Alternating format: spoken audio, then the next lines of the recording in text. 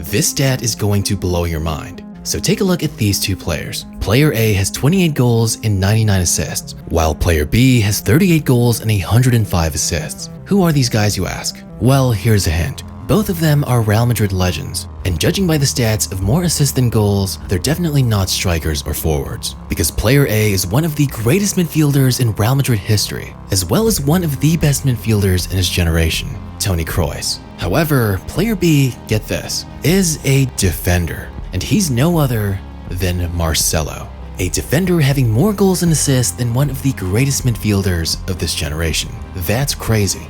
I mean, there's a reason why when guys like Lamine Yamal are asked who their all-time dream 11 are, at left back, his choice is no other than Marcelo. I'm sure most older footballing fans would not hesitate to put Paolo Maldini as the left back in their all-time starting 11. However, Paolo Maldini, as brilliant as he was on defense and the counterattack, he couldn't quite handle the ball as freely or as effortlessly as Marcelo. And heck, as a goal-scoring threat, I'd even choose Roberto Carlos over Marcelo. I mean, after all, Roberto Carlos did score 31 more goals than Marcelo in 19 fewer matches. But in the words of the left-footed Brazilian cannon Roberto Carlos himself, he said, "Marcelo possesses more technical ability than me. He's the best left back of all time." And I just think it's pretty funny how Marcelo's game, despite being considered as one of the greatest left backs of all time, doesn't even really focus on defense at all. Because the way that Marcelo plays is Samba personified. While many players have the reputation of being a street footballer, Marcelo was quite literally made in the streets of the Brazilian ghetto. And eventually, he was so skilled, his early managers decided to play him from a winger all the way down to a defender. Not because he wasn't good enough to be a winger, but because he was so skilled with the ball yet still had brilliant defensive competency that it felt like a cheat code to use him as a left back. But what's crazy is that Marcelo might not have become the legend he is today, if not for his grandfather and a little luck. Growing up, Marcelo was so poor that he nearly considered quitting football, because he couldn't even afford paying the bus fee to attend all those early academy trainings and matches. However, his grandpa, Alves Vieira, would win a small, not-so-legal community lottery, in which he used the money to buy an old car and was able to drive Marcelo around to all his matches, training sessions, and anywhere else he needed to go until he was properly signed into a professional academy. He always kept supporting Marcelo and reminded him to never give up and continue working hard. Despite the days when he was just a lowly ball boy in Fluminense and never got any playing time, his grandfather spoke with his actions, continuing to support the young Marcelo even if he wasn't playing. And that helped keep him motivated and disciplined enough to not only continue with his academy, but also evolve and improve as a player. But compared to the countless other young footballers who have little opportunity or access to proper footballing pitches and training, with the internet and today's technology, we should be thankful that we have the opportunity to be able to train by ourselves. And today's sponsor, F-Pro, has an all-in-one training ecosystem that makes it possible to improve your game anytime and anywhere. F-Pro turns your living room, garage, and even your backyard into your own personal academy. Firstly is F-Pro's Ball Mastering Mat, a foldable mat with numbered zones that helps players master control, footwork, and coordination. But what makes it even more powerful is how it connects to the F-Pro app. And the F-Pro app gives you access to over 100 guided drills, daily challenges, and training videos, all designed by elite coaches and former professionals. Plus, the app even lets you track your progress through their leaderboards, making training more fun, interactive, and competitive. So whether you're just starting out or chasing the next level, F-Pro helps you train harder, smarter, and gives you structured development you can actually see and track anytime and anywhere. Players with insane skill like Marcelo didn't just get it out of nowhere, they had to train for it. And we should consider ourselves lucky to have modern tools like this to train. So if you want to start training like a pro at home and improve your touch, dribbling, and overall game, click the link in the description and go to usa.fpro.com/Raymar and use my promo code Raymar for 20% off your F-Pro order and start training like a pro today. Thanks to F-Pro for sponsoring this video. At Fluminense's academy, Marcelo wasn't seen as a left back at first. He initially played as a winger and sometimes even an attacking midfielder. After all, he had the close control, trickery, and that relentless instinct to take players on. One youth coach even described Marcelo as a futsal player trapped in a football pitch. Perhaps the only problem with Marcelo's game is that he was a bit smaller, and although good enough, he wasn't the best in his team or the most prolific in front of goal. Instead, what he was good at doing was bringing the ball up. But over time, they would also notice Marcelo was pretty good at defending the flanks, so then they would make the bold decision of pushing him back. For many, it would seem like a punishment, being asked to move down from a winger to a fullback. However, Marcelo never complained. In fact, as a defender, Marcelo felt like he had the entire wing to himself. In his new role, he could pick up the ball with space to run, unleash his dribbling from deeper positions, join the attack, and eventually overwhelm the opposition defense. However, even from left back, Marcelo never looked like a typical defender. Teammates would joke that he defended like a striker, always trying to win the ball back with a feint or an interception. And in some matches, he would actually sit further up the pitch. And there's even a story about how one of his coaches at Fluminense complained about this, telling Marcelo, "You're supposed to be defending." And Marcelo's response would be, "I am." By the age of 17, Marcelo would make his senior debut for Fluminense in 2005, but he would already catch a lot of attention from big clubs in Europe. Every time Marcelo picked up the ball, the crowd expected a little bit of flair, something that's usually unheard of from a fullback. And Marcelo wasn't just defending or making tackles, he was nutmegging the opposition players. And while most fullbacks would clear the ball from dangerous situations, instead Marcelo would dribble the ball up and launch counterattacks. And the goals that Marcelo scored in Fluminense as a defender were kind of insane, because watching him, you would have no idea that this guy is a left back. These goals looked like it came from a street footballer who had just been given a little bit too much space. This unique and fearless playstyle put him on the radar for huge clubs.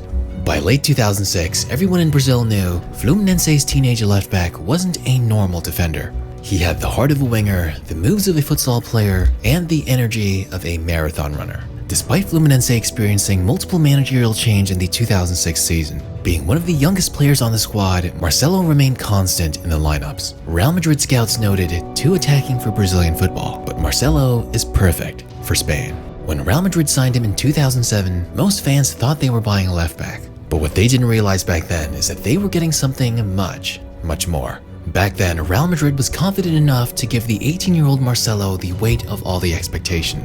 Many saw him as a natural successor to Roberto Carlos, a fellow Brazilian and one of the greatest left backs the game had ever seen. But initially for Marcelo, life in Madrid was never easy. Under Fabio Capello, opportunities were very limited. Instead of throwing Marcelo straight into the fire, Capello chose to ease him in. And it wasn't until all the way in March, nearly towards the end of the season, that Marcelo would finally make his debut against Deportivo La Coruña. And though his minutes were scarce, Marcelo had something priceless, the chance to learn directly from Roberto Carlos. The veteran would take him under his wing, and years later, Carlos would recall telling the club, "When I left Madrid, I told them, you already have my replacement. His name is Marcelo." When Fabio Capello left the club, he was eventually replaced by Bernd Schuster. And even though Schuster's philosophy leaned more attacking, it didn't guarantee that Marcelo would be a starter. However, the following 2008-2009 season under Juan de Ramos, Marcelo would suddenly find himself getting some playing time. But oddly enough, he would actually be pushed up further upfield, briefly playing as a left winger. Although a very brief and quite forgettable era in Real Madrid history, that season gave Marcelo the freedom to attack, gain confidence, and explore around the pitch and showcase his skills. By the end of the season, he would have 34 appearances and a few goals under his name. But most importantly, Marcelo was finding himself and finding form. Then came Manuel Pellegrini in the 2009-10 season. Pellegrini would make the crucial shift of moving Marcelo back to the defense, but this time he would give him the license to roam forward freely. Sure, Marcelo always had that raw attacking brilliance, but under Pellegrini, he began to refine the defensive side of the game as well, tracking back, improving his positioning, and holding his own in one-on-one duels. By 2010, Marcelo wasn't just a flashy young prospect anymore. He became a player that Real Madrid could rely on. When Jose Mourinho arrived, he saw exactly what Marcelo could become. Not only did Mourinho encourage him to attack, but he would also make it so that Marcelo would also come and help on the midfield, inverting centrally and coming back out wide when needed. That's why statistically, Marcelo would have his best season, scoring 5 goals and providing 10 assists in 50 matches. Pretty damn good for a left back. At the same time, lifting his first major trophy for Real Madrid as a Copa del Rey winner. By 2011, Marcelo was no longer just Roberto Carlos's heir. He was his own man. An undisputed starter, a member of the FIFA World 11, and a vital player in Mourinho's 2011-2012 La Liga winning team. While Marcelo's attacking ability, which was already good, never really quite improved. Defensively, Marcelo would grow a lot. Under Carlo Ancelotti, Marcelo's influence only grew. His attacking link-up on the left flank with Cristiano Ronaldo became legendary.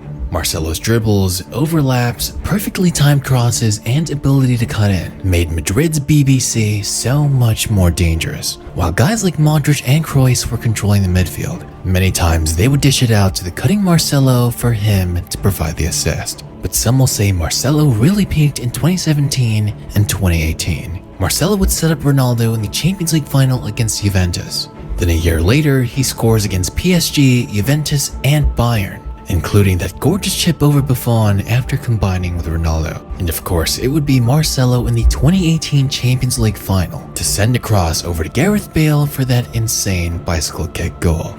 However, Father Time catches everyone. By 2019, Ferland Mendy's arrival signaled a shift.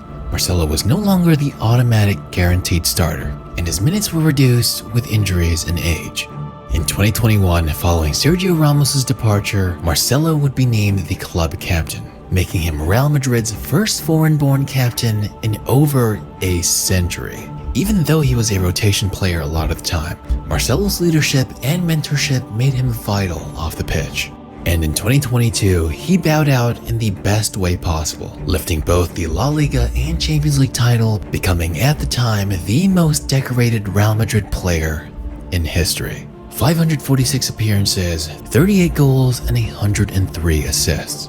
But before he would hang his boots for good, he had to return back home, as in 2023, he would find himself back in his boyhood club, Fluminense. And there was no better gift he could give to the fans than by helping the club win the Copa Libertadores, adding South America's biggest prize to his glittering trophy collection. And finally, just earlier this year, he announced his retirement at 36. 27 major trophies, including 5 Champions League titles, 6 La Ligas, 2 Copa del Reys, 5 Spanish Super Cups, 3 UEFA Super Cups, and 4 Club World Cups. Somehow, a street footballer and winger who was forced to become a defender ended up becoming one of the greatest left backs of all time.